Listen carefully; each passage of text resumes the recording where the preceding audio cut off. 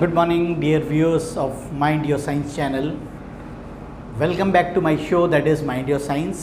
और मैं चंद्र प्रकाश आपके साथ केमिस्ट्री के जो लेक्चर्स हैं शेयर कर रहा हूँ। और हम आज का जो टॉपिक रहेगा वो +2 क्लास का रहेगा और +2 में हम यूनिट नंबर 4 पढ़ रहे हैं, that is chemical kinetics.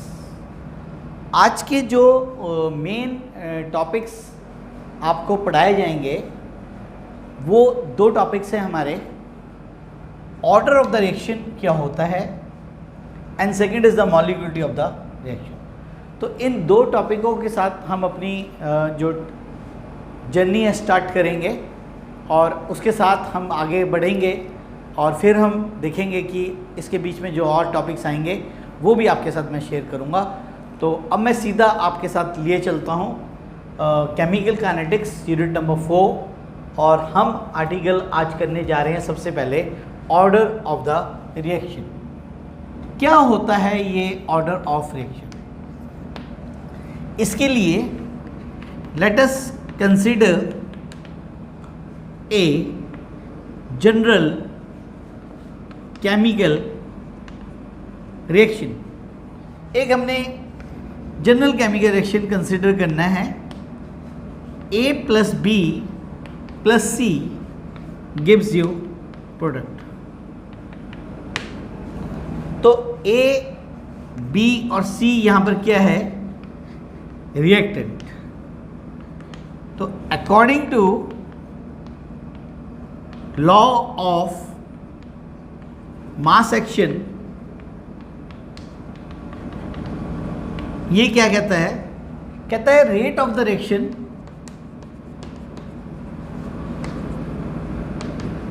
Is directly proportional to the molar concentration of the reactants. जितने भी हमारे रिएक्टेंट्स होंगे उनकी मोलर कंसंट्रेशन के ये क्या है बेटा? Directly proportional. मतलब रेट ऑफ द रिएक्शन कल भी समझाया था किसके ऊपर निर्भर करता है? It depends upon the molar concentration of the reactants. तो अब हम इस पे अप्लाई करेंगे इस इक्वेशन पे। तो ये मैं सीधा टॉपिक आपको करा रहा हूँ, आपने नोट डाउन कर लेना है। तो सबसे पहला टॉपिक पढ़ाया जा रहा है आज आपको ऑर्डर ऑफ रिएक्शन क्या होता है। तो rate of the reaction is proportional to molar concentration A, molar concentration B, molar concentration C। अब आपने एक पॉइंट याद करना है बेटा कि जो मोलर कंसंट्रेशन होती है हमारी, इसको रिप्रेजेंट करते हैं मिडल ब्रैकेट द्वारा। तो मिडल ब्रैकेट्स का यूज़ करना है। आपने अगर गलती से ऐसे लिख दिया तो ये क्वेश्चन आपका क्या हो जाएगा? गलत हो जाएगा, क्योंकि मोलर कंसंट्रेशन की जो टर्म है वो आपकी मिडल ब्रैकेट्स हैं। तो मिडल ब्रैकेट्स का प्रयोग करना है। तो इस तरीके के ब्रैकेट्स यूज़ करने हैं। तो लाइक दिस। अब प्रोपोर्शनलिटी हटाएंगे तो लगेगा K × A dot B dot C। अब K क्या है यहाँ पर? K जो है यहाँ पर प्रोपोर्शनलिटी कांस्टेंट है और इसको बोलते हैं specific rate constant, where K is the proportionality constant called as specific rate constant। तो ये आपने यहाँ तक लॉ ऑफ मास एक्शन पढ़ा। अब मैं आपको एक और इक्वेशन बताऊंगा और उससे हम निकालेंगे ऑर्डर ऑफ द रिएक्शन। तो ये आपको पूरा क्लियरिटी हो गई होगी। तो ये डेरिवेशन यहाँ तक कर लेनी है और इनको सॉल्व करने के पश्चात हम बात करेंगे ऑर्डर ऑफ द रिएक्शन कैसे है। अब कहता है let us consider a again general chemical reaction, और क्या है, A moles of A, B moles of B, C moles of C gives you products। और यहाँ पर A, B, C are the number of moles of reactant है बेटा, number of moles of reactant है। अब यहाँ पर we will apply the law of mass action। Now we apply the law of mass action, और law of mass action यहाँ पर कैसे अप्लाई होगा, rate of the reaction is equal to K specific rate constant, molar concentration A, और ये चली जाएगी power में, B की पावर स्मॉल b, C की पावर स्मॉल c। तो ये जो नंबर ऑफ मोल्स होते हैं ये चले जाते हैं पावर्स में, जैसे कि आप देख रहे हैं, सारा का सारा आपको स्पेसिफिक समझ आ रहा है। Now the order of the reaction that is represented by small n, and small m is sum A plus B plus C, small a plus B plus C। तो यहाँ से अब आपने ऑर्डर ऑफ रिएक्शन की definition बनानी है, जो कि आपके सामने मैं आपके बनाऊंगा। तो देखो क्या है बेटा, ऑर्डर ऑफ द रिएक्शन में be define as order of the reaction may be defined as the, देखो क्या है बेटा, सम किसकी, मोलर कंसंट्रेशन टर्म्स की जो पावर है उनका जोड़ है, किसमें, रेट लॉ एक्सप्रेशन पे। तो it may be defined as the sum of the powers of the किसकी, molar concentration terms, molar concentration terms in the rate law expression is called as order of the reaction, is called as order of the reaction। तो this is the order of the reaction। तो ये आपको definition याद करनी है। तो दोबारा बता देता हूँ, ये जोड़ है मोलर कंसंट्रेशन टर्म्स की पावर का, किसमें, रेट लॉ एक्सप्रेशन। और रेट लॉ एक्सप्रेशन कैसे आता है, by applying the law of mass action. तो ये था हमारा पहला विषय, ऑर्डर ऑफ रिएक्शन क्या होता है। तो अब इसके एग्जाम्पल्स पढ़ाए जाएंगे आपको। एग्जाम्पल्स इसके कुछ इम्पॉर्टेंट है, जनरल एग्जाम्पल्स पूछ लेता है पेपर के अंदर। तो we will discuss about the next article is example showing the order of the reaction. तो इसके बारे में आपको पढ़ाया जाएगा बेटा, ऑर्डर ऑफ द रिएक्शन। तो ये क्या है, तो सबसे पहले we have the reaction dinitrogen pentoxide dissociate into 2 molecule of nitrogen dioxide plus half molecule of oxygen. तो आप यहाँ पर देख रहे हैं रेट ऑफ द रिएक्शन कैसे लिखा जाएगा। तो रेट ऑफ द रिएक्शन, कितने रिएक्टेंट है, एक ही रिएक्टेंट है, K इंटू N2O5 की पावर 1, क्योंकि नंबर ऑफ मोल्स के कितने हैं, 1। तो N is equal to 1। It is a first order reaction. तो ये जो ऑर्डर ऑफ रिएक्शन होता है ये हम एक्सपेरिमेंटली डिटरमाइन करते हैं बेटा। इट इज़ डिटरमाइन, ऐसे नहीं कि मैंने अपने आप ही बता दिया, इट इज़ एक्सपेरिमेंटली डिटरमाइंड। तो एक्सपेरिमेंट द्वारा इसको निकाला जाता है। तो ये इस रिएक्शन का जो ऑर्डर ऑफ द रिएक्शन आया है वो कितना आया हुआ है, 1 आया हुआ है। अब हम इसका सेकंड एग्जाम्पल करेंगे। इन सभी एग्जाम्पल्स को आपने अच्छी तरह अपनी कॉपी पे नोट करना है और इनको लर्न करना है।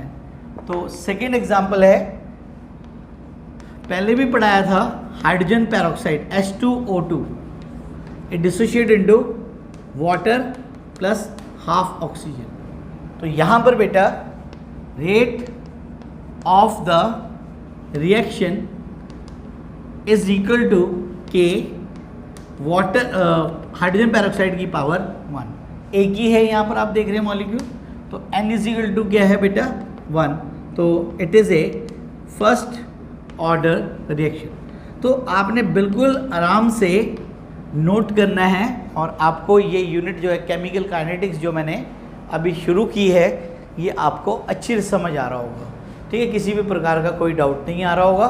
तो you are understanding the things, और अगर नहीं आता है तो you can write to me, I will try to explain in more details. तो आपसे और ज़्यादा डिटेल्स में मैं आपके साथ डिस्कस कर सकता हूँ अगर कोई पॉइंट आपको समझ नहीं आया। तो मेरा मकसद है आप लोगों तक बढ़िया एजुकेशन पहुँचाने की, और उसी के माध्यम से ही मैंने ये चैनल बनाया अपना, और जिससे कि आप तक जो केमिस्ट्री की नॉलेज है वो पूरी तरीके से मैं आप तक पहुँचा सकूँ। अब थर्ड एग्जाम्पल इज, देखो क्या है बेटा, we have hydrogen plus iodine gives you 2 molecule of HI। तो अब यहाँ पर आप देख रहे हो 2 रिएक्टेंट्स बन गए बेटा। तो रेट ऑफ द रिएक्शन, बिल्कुल एक एक एग्जाम्पल मैं अच्छे से समझा रहा हूँ कि हाइड्रोजन की पावर 1, आयोडीन की पावर 1, क्योंकि नंबर ऑफ मोल्स 1 1 है बेटा। तो n is equal to 1 + 1 that is equal to 2। तो ये क्या बना, सेकेंड ऑर्डर रिएक्शन। तो अब आपको समझ आ गया कि ये सेकेंड ऑर्डर रिएक्शन कैसे है। और अब मैं आपको कल एक रिएक्शन पढ़ाया था मैंने, उसी से ही रिलेटेड रिएक्शन है, ज़रा देखो ध्यान से, और आसान है बिल्कुल। क्या है, 2 molecule of nitrogen dioxide dissociate into 2 molecule of nitric oxide plus oxygen. देख, आपने सारा देखना है, बैलेंस होना चाहिए। तो यहाँ पर रिएक्टेंट एक है लेकिन इसकी पावर कितनी है 2। तो rate of the reaction is proportional to, is equal to K NO2, और इसकी पावर कितनी है 2, क्योंकि यहाँ पर नंबर ऑफ मोल्स कितनी है बेटा 2 है। तो n की वैल्यू कितनी आ गई 2। तो it is A second order reaction. तो किसी भी प्रकार का कोई भी आपको डाउट नहीं आ रहा होगा, जैसे मैं आपको पढ़ा रहा हूँ और पूरा अच्छे से एक्सप्लेन कर रहा हूँ, तो आपने सिर्फ एक बार ध्यान से पढ़ना है, आपको टॉपिक बिल्कुल क्लियर हो जाएगा। तो और ना क्लियर है तो फिर मैं फिर वही रिपीट कर रहा हूँ कि you can write down in your comment box कि सर हमारे को इस सेक्शन में इस जगह प्रॉब्लम आई है, तो I will reply to you and I will give you the answer. Try करूँगा आपकी जो डाउट्स हैं उसको क्लियर करने की। अब हम एक एग्जांपल इसी के, देखो रिवर्स है, ये रिवर्सिबल रिएक्शन होता है, nitric oxide plus oxygen gives you 2 molecule of nitrogen dioxide. लेकिन अब इसका ऑर्डर ऑफ रिएक्शन चेंज हो गया है। अब क्या है, रेट ऑफ द रिएक्शन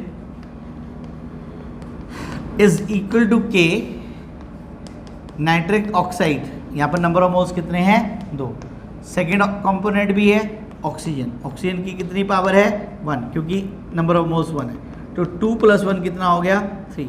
तो it is A third order reaction. और ये सब रिएक्शंस अपने आप नहीं बनाने हैं आपने, ये जो रिएक्शंस मैं ही करा रहा हूँ ये पर्टिकुलरली एक्सपेरिमेंट द्वारा निकाले हुए फैक्ट्स हैं, तो आपने इनको चेंज नहीं करना है। तो आप ये नहीं कि कोई भी रिएक्शन लिख देंगे बोलेंगे इसका ऑर्डर ये है, तो वो ऐसा नहीं होगा, क्वेश्चन गलत हो जाएगा। अब मैं जो लास्ट के 2 कराने लग रहा हूँ 6th और 7th, ये वेरी इंपॉर्टेंट है। ये एग्जाम्पल्स आपके पेपर में प्रश्न पत्र में पूछे जाते हैं, तो ये वेरी वेरी इंपॉर्टेंट है। 6th एग्जाम्पल और 7th एग्जाम्पल, ये क्या है, इसका नाम भी लिख देता हूँ मैं, डीकम्पोजिशन ऑफ एसिटाइलडिहाइड। डीकम्पोजिशन होता है टूटना, डीकम्पोजिशन ऑफ एसिटाल्डिहाइड। और इसका जो क्यों इम्पॉर्टेंट है कि उसका ऑर्डर ऑफ रिएक्शन जो है फ्रैक्शन में है। तो एसिटाल्डिहाइड होता है बेटा CH3CHO, ये डिसोशिएट हो जाता है मीथेन प्लस कार्बन मोनोऑक्साइड। तो ये हाइड्रोजन जो है यहाँ चली जाती है, C और O बाहर निकल जाती है। तो रेट ऑफ द रिएक्शन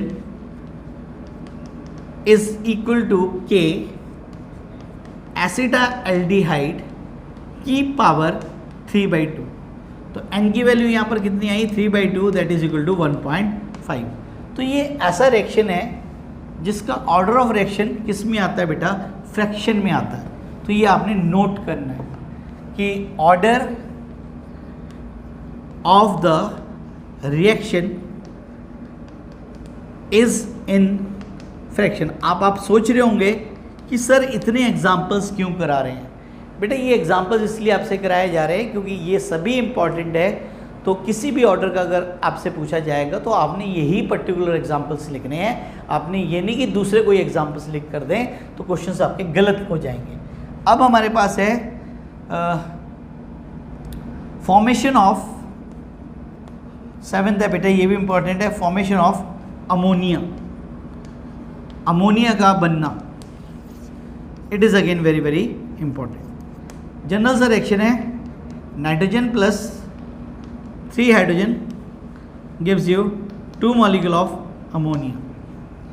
अब अगर हम इसका वैसे लिखें रेट ऑफ रिएक्शन तो लिखा जाएगा, लेकिन इसका जो ऑर्डर है वो 0 आता है क्योंकि रिएक्टेंट की कंसंट्रेशन बढ़ाने या घटाने पर रेट ऑफ रिएक्शन चेंज नहीं होता। तो रेट ऑफ द रिएक्शन अगर हम वैसे लिखें तो लिखना तो वैसे ही पड़ेगा। एक नाइट्रोजन मॉलिक्यूल है जिसकी पावर है 1 और हाइड्रोजन कितनी है बेटा 3 है। तो अगर आप वैसे देखो तो 1 + 3 4 होता है, लेकिन इसका जो n की वैल्यू है दैट इज़ 0 क्योंकि इट इज़ 0 ऑर्डर रिएक्शन। तो आपसे पूछा जाएगा पेपर में कि right an example of 0 order reaction. तो आपने ये वाला एग्जाम्पल लिखना है बेटा जिसका 0 होता है। और इसका कैसे पता लगा, क्योंकि इसकी कंसंट्रेशन नाइट्रोजन और हाइड्रोजन की बढ़ाने पर अमोनिया की जो फॉर्मेशन है वो ना बढ़ती है ना घटती है। तो ये कैसे पता लगा कि the rate of the reaction is independent of the concentration of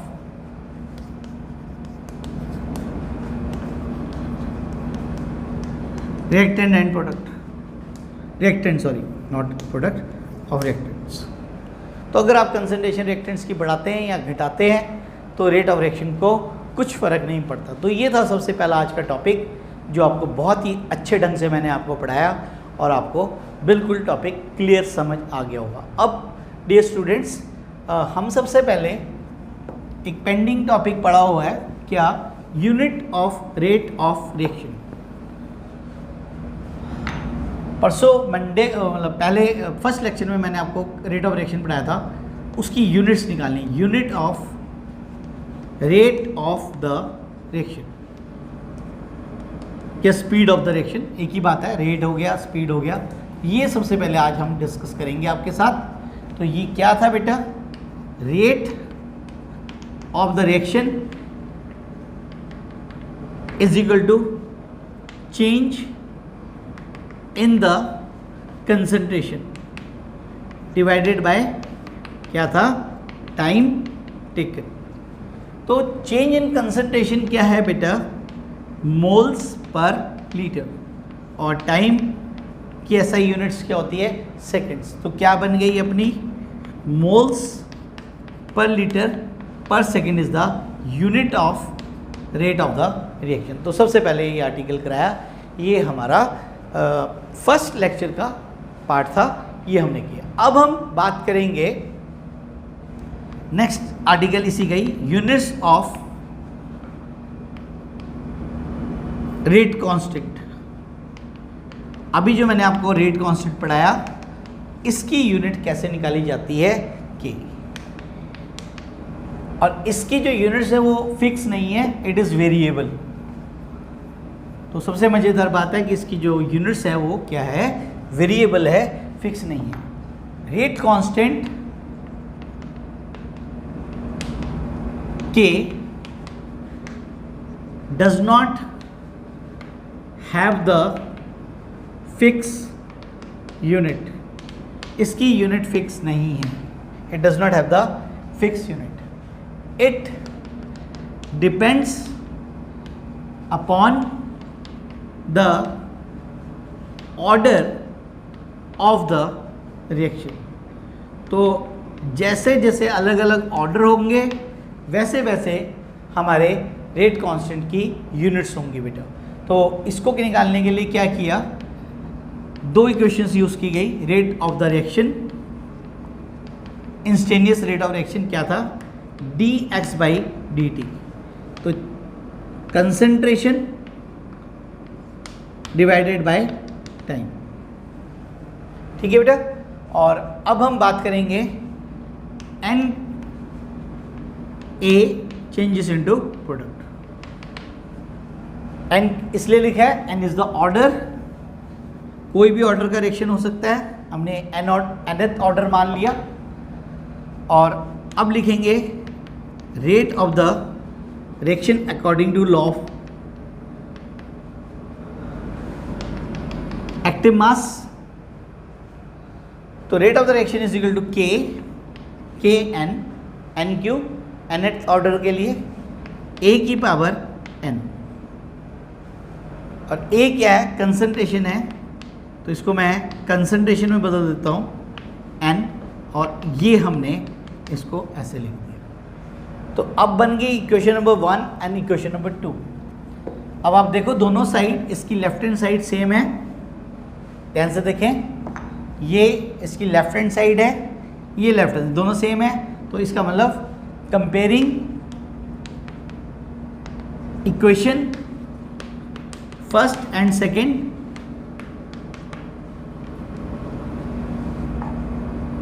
chalk change कर लेता हूँ, शायद हो सकता है आपको चौक से नजर ना आए, तो वैसे तो देख लेना। तो क्या आ गया बेटा, कंसंट्रेशन की power 1 divide by time is equal to K N, concentration की पावर n। तो ये हमारी दोनों को कंपेयर करने पर हमने इसको इक्वेट कर दी, तो ये इक्वेशन बन गई। अब यहाँ से आप के एन की वैल्यू निकालना चाहते हैं, तो K N is equal to concentration की पावर 1 डिवाइड बाई टाइम, और ये फैक्टर जो है कंसंट्रेशन n नीचे आ गया। अब डे स्टूडेंट्स 1/टाइम ये फैक्टर नीचे ले जाते हैं, तो कंसंट्रेशन क्या आ गई, n-1। आ रहा समझ। और अब इसको टर्म्स में बदल दें बच्चे, टाइम की यूनिट क्या है, सेकेंड, और कंसंट्रेशन क्या होता है, मोल्स पर लीटर, और इसकी पावर क्या है, n-1। तो ये हमारा फॉर्मूला तैयार हो गया, किसके लिए, यूनिट्स निकालने के लिए, nth ऑर्डर के लिए। ये किसके लिए है, nth ऑर्डर का यूनिट्स है बेटा, nth ऑर्डर का, ऑर्डर ऑफ द रिएक्शन की यूनिट्स है बेटा। अब मैं आपको प्रैक्टिकली फिर से, जैसे अभी एग्जांपल्स पढ़ाए थे, ऐसे ही हम इसमें कुछ यूनिट्स निकाल कर दिखाएंगे, और आपने भी ये नोट करनी है, मैथमेटिकल सेक्शन है। अब सपोज करो फर्स्ट ऑर्डर रिएक्शन दिए आपको दिया हुआ है फर्स्ट ऑर्डर रिएक्शन बेटा। तो फर्स्ट ऑर्डर रिएक्शन में n की वैल्यू क्या होगी, 1 होगी। तो डियर स्टूडेंट्स, फॉर्मूला हमारा यही है, K N is equal to 1/2 into moles पर लीटर की पावर n-1। ये फॉर्मूला आपने लर्न कर लेना है, इससे आप किसी भी ऑर्डर ऑफ रिएक्शन की यूनिट्स निकाल सकते हैं। तो डियर स्टूडेंट्स, यहाँ पर n की वैल्यू 1 पुट की जाए, 1/2, तो ये क्या हो गया, 1 - 1 0 हो गया, तो ये क्या हो गया, कांस्टेंट। ये क्या आ गई, कांस्टेंट। तो क्या आ गया यूनिट, सेकेंड इनवर्स। तो सेकेंड इनवर्स किसकी यूनिट है? फर्स्ट ऑर्डर रिएक्शन की यूनिट्स क्या होती है? सेकेंड इनवर्स, सेकेंड इनवर्स या पर सेकेंड। तो ये हमने फर्स्ट ऑर्डर की यूनिट निकाली। अब निकालेंगे second order reaction. Second order reaction के लिए कैसे निकालेंगे भाई यूनिट्स? एन की वैल्यू क्या पुट करनी पड़ेगी? 2। तो K2 ये K1 था, एग्जीक्यूटिव डायरेक्ट फॉर्मूले में पुट कर रहा हूँ 1/2, और यहाँ पर हमारे पास है मोल्स पर लीटर। तो 2 में से 1 गया, क्या आ गया? 1। तो यहाँ पर क्या आया बेटा? ये मोल्स पर लीटर की पावर -1 इंटू सेकेंड इनवर्स। ऊपर चलेगी -1 हो गई और सेकेंड इनवर्स हो गई। इसको खोल दो बेटा, ये लीटर नीचे है तो ये आ गया लीटर मोल्स इनवर्स और सेकेंड इनवर्स। तो this is the unit for second order reactions. अब एमसीक्यूज जो पेपर में आते हैं तो उसमें आपसे पूछा जाता है कि ये यूनिट दे रखी है, इसका ऑर्डर ऑफ रिएक्शन क्या है। तो इसलिए आपको यूनिट्स याद करने ज़रूरी है। तो इस वाले का आपका जो ऑर्डर आएगा वो क्या आएगा बेटा? 2 आएगा। तो अब मैं इसके बाद थर्ड ऑर्डर का भी निकाल कर दिखा देता हूँ और फिर एक ज़ीरो ऑर्डर निकालूंगा और एक निकालूंगा फ्रैक्शन। तो आपके साथ इतने सारे एग्जांपल्स मैंने डिस्कस किए जिससे कि आपको अच्छी तरह अंडरस्टैंडिंग हो। तो अब निकालेंगे बेटा third order reaction. Third order reaction के लिए n की वैल्यू क्या है? 3 है, और n की वैल्यू 3 पुट करेंगे K3 इज इक्वल टू 1/2। तो क्या होती है यूनिट्स? मोल्स पर लीटर। 3 - 1 कितना आ गया? 2। तो क्या आ गया? सेकेंड इनवर्स मोल्स लीटर की पावर -2। लीटर बेटा नीचे है, ऊपर आ जाएगा, लीटर का स्क्वायर बन गया, मोल्स ऊपर ही है -2 बन गया और सेकेंड इनवर्स आ गया। तो ये हमारी यूनिट किसकी है? थर्ड ऑर्डर रिएक्शन की बेटा। अब हम बात करेंगे, जैसा अभी पढ़ाया, ज़ीरो ऑर्डर रिएक्शन अगर हो तो उसकी यूनिट कैसे निकाली जाती है। तो n की वैल्यू क्या है? 0। ठीक है, बिल्कुल आसान है, सिंपल मैथमेटिकल इक्वेशंस हैं, आराम से आप बैठ के पीस ऑफ माइंड से करना, सारी निकल जाएंगी। यूनिट्स निकालने भी मैं आपको पूरा मैथमेटिकली जो सेक्शन है सारा सॉल्व करके दिखा रहा हूँ। ठीक है, किसी भी प्रकार का कोई डाउट नहीं रहेगा आपके मन में, तो आप अच्छे से निकाल पाएंगे। n की वैल्यू 0 है तो क्या आ गया? K0 1/2 इंटू मोल्स पर लीटर n-1 होता है बेटा। तो 0 - 1 -1, तो इसका मतलब सेकेंड का तो इन्वर्स बन गया, मोल्स पर लीटर ऊपर जाके क्या हो गया? 1 बन गया, क्योंकि -1 का ऊपर जाके क्या बन जाएगा? +1। तो खोल लेंगे इस ब्रैकेट को, moles litre inverse second inverse. तो ये किसके लिए यूनिट है? ज़ीरो ऑर्डर रिएक्शन के लिए। और इसी तरीके से मैं एक और कराऊंगा फ्रैक्शन का, और फ्रैक्शन में आपको कुछ भी दे सकता है, 3/2, 3/4, 1/2, 5/4, किसी का भी पूछ सकता है। तो आपने सिर्फ फॉर्मूले में पुट करना है, आपने कोई क्रैमिंग नहीं करनी, आपको तो सिर्फ मैथमेटिकली सॉल्व करना है। तो यूनिट्स निकालने का फॉर्मूला याद होना चाहिए। तो जैसे सपोज करो मैं 3/2 का निकाल कर आपको दिखा देता हूँ, बाकी तुमने अपने आप इसको करके देखना है, आपकी साइड पे लिखा हुआ है। तो 3/2 का निकाल रहे हैं, तो इसके लिए फॉर्मूला है सेकेंड 1/2, इसके बाद 1/ मोल्स पर लीटर n 3/2 -1। तो इसका एलसीएम ले लेंगे, तो बेटा क्या बन जाएगा? अभी सॉल्व कर देता हूँ मैं आपके सामने। मोल्स पर लीटर, तो ये क्या बन गया? 2 आ गया, तो 3 माइनस कितना आ गया? 2। आ रहा ना समझ कैसे किया? ठीक है, तो क्या आ जाएगा बेटा? 1/2। तो 1/2 ऊपर जाके माइनस का बन जाएगा, वो अभी करता हूँ स्टेप। ये क्लियर हो गया आपको कैसे किया मैंने? लघुत्तम ले लिया, एलसीएम जिसे बोलते हैं, और ये बन गई मोल्स पर लीटर की पावर 1/2, 3 - 2 1/2। तो ये हो गया सेकेंड इनवर्स मोल्स पर लीटर की पावर 1/2 -1/2। इसको खोल लिया, लीटर तो बन गया 1/2 प्लस का मोल्स -1/2 और ये बन गया सेकेंड इनवर्स। तो ये थे किसी भी वैल्यू फ्रैक्शन की निकालनी। तो आपके पास ये अलग दिए हुए हैं मैंने, इनको आपने बैठ के कैलकुलेट कर लेना है, रफ में कर लेना बेशक, तो ये आपकी प्रैक्टिस हो जाएगी। तो ऑर्डर निकालने भी मैंने आपको सिखा दिए। अब आज का जो सेकेंड आर्टिकल मैंने लिखा था बोर्ड पे, that is molecularity of the reaction. इसको मैं समझाता हूँ पहले, फिर इसकी डेफिनेशन लिखेंगे और साथ में इसके एग्जाम्पल्स पढ़ेंगे। तो ये भी बिल्कुल ही आसान सा टॉपिक है। सेकेंड टॉपिक आज का है molecularity of the reaction. Molecularity of the reaction क्या होती है? कहता है according to the collision theory. Collision का मतलब होता है आपस में टक्कर मारना। Collision theory, the reactant molecules are in the state of motion. और मोशन भी कौन सा, ब्रैकेट में लिख रहा हूँ, रैंडम। कोई कहीं जा रहा है, कोई कहीं जा रहा है, रैंडम मोशन है बेटा। सो दैट, इसलिए they collide with each other, एक दूसरे से टकराएंगे।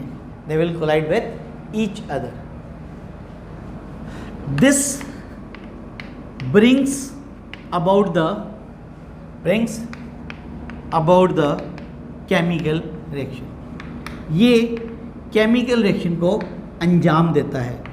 जब तक रिएक्टेंट्स आपस में टकराएंगे नहीं, तब तक जो रिएक्शन है वो पूरा नहीं होगा। तो केमिकल रिएक्शन होने के लिए रिएक्टेंट मॉलिक्यूल्स आपस में कोलाइड करने क्या है बेटा, जरूरी है।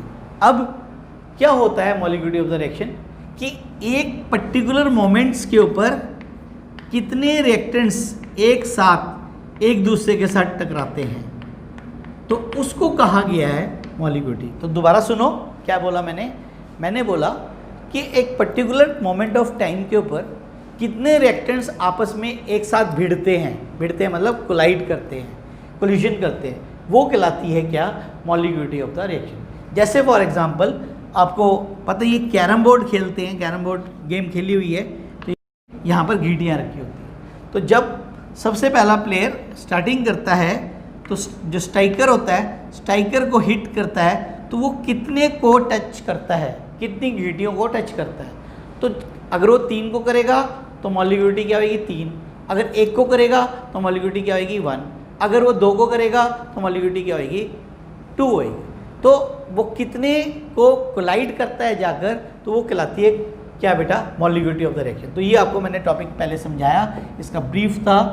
अब मैं आपको इसकी डेफिनेशन लिख रहा हूँ कि डेफिनेशन क्या है इसकी। तो अगर पेपर में आया तो आप क्या लिखेंगे इसका। तो मॉलिक्यूलरिटी ऑफ द रिएक्शन में be define as molecularity of the reaction may be defined as the number of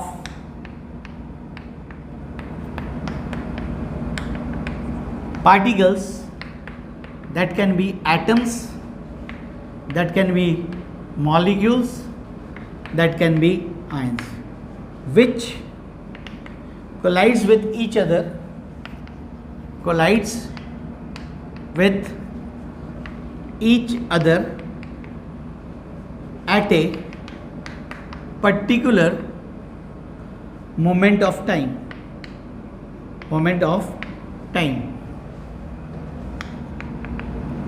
is called as molecularity of the reaction.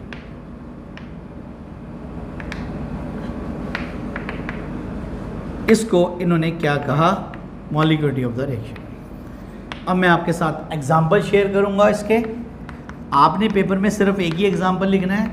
Example इसलिए ज़्यादा पढ़ाए जा रहे हैं जिससे कि आपके जो टॉपिक्स हैं वो दिमाग में क्लियरिटी रहे। और ऑर्डर ऑफ द रिएक्शंस के अंदर तो मैंने आपको बताया कि उसके लिए पर्टिकुलर एग्जाम्पल्स पूछे जाते हैं, इसलिए आपको वो टॉपिक्स पढ़ाए गए। तो इसका फर्स्ट है बेटा decomposition of hydrogen peroxide H2O2 decomposes into water plus half oxygen. तो molecularity of the reaction is equal to क्या है 1, क्योंकि यहाँ पर एक ही देख रहे हैं रिएक्टेंट है। इसके बाद हम बात करेंगे सेकंड की। सेकंड एग्जांपल दिया है बेटा, hydrogen plus iodine combines to form 2 molecule of HI। तो molecularity of the reaction is 2। Molecularity of the reaction is equal to 2। It is bimolecular reaction. One वाले को बोलते हैं यूनिमॉलिक्यूलर रिएक्शन। ये क्या बेटा, बाई मॉलिक्यूलर रिएक्शन। तीसरा हमारे पास है 2 molecule of nitric oxide plus oxygen gives you 2 molecule of nitrogen dioxide. तो आप यहाँ पर 2 + 1 3 है। तो molecularity of the reaction is equal to 3। तो it is a trimolecular reaction. तो इस रिएक्शन की जो मॉलिक्यूलिटी है वो क्या है बेटा 3 है। तो ये आपको पूरा का पूरा जो कॉन्सेप्ट है समझ आ गया होगा डियर स्टूडेंट्स। तो ये क्या था, मॉलिक्यूलिटी ऑफ द रिएक्शन। अब मैं आपको थोड़ा सा कल का मैं अगला जो लेक्चर है वो बता देता हूँ। कल हम सबसे पहले पढ़ेंगे difference between the rate of the reaction, जो सबसे पहले पढ़ाया गया था पहले लेक्चर के अंदर,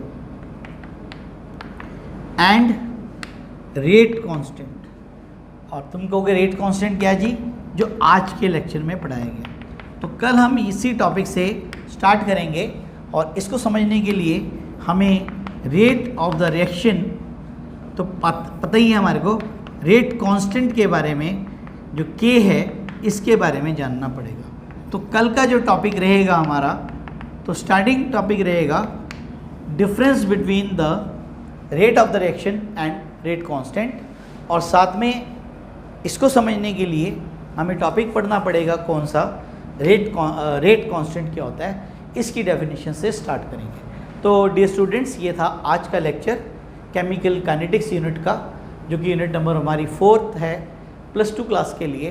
तो होप आपको आज का जो लेक्चर है वो अच्छा लगा होगा, और अच्छा लगा होगा तो कमेंट बॉक्स में जाके कमेंट जरूर कर देना जो वीडियो को देखेंगे आप एंड तक।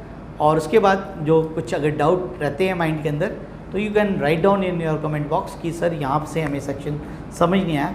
तो मैं पूरी कोशिश अपनी तरफ से करूँगा उस टॉपिक को दोबारा आपको समझाने की। तो इसी पर अब ये टॉपिक यहीं पर ही लेक्चर क्लोज करता हूँ। Thank you for watching my channel, that is mind your science.